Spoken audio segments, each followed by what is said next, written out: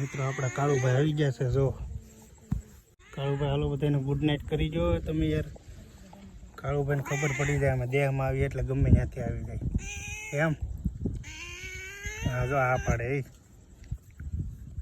અમારી ચેનલને લાઈક કરો, શેર કરો, પછી એ કાળું હા સબસ્ક્રાઈબ કરો હવે પાકું લે.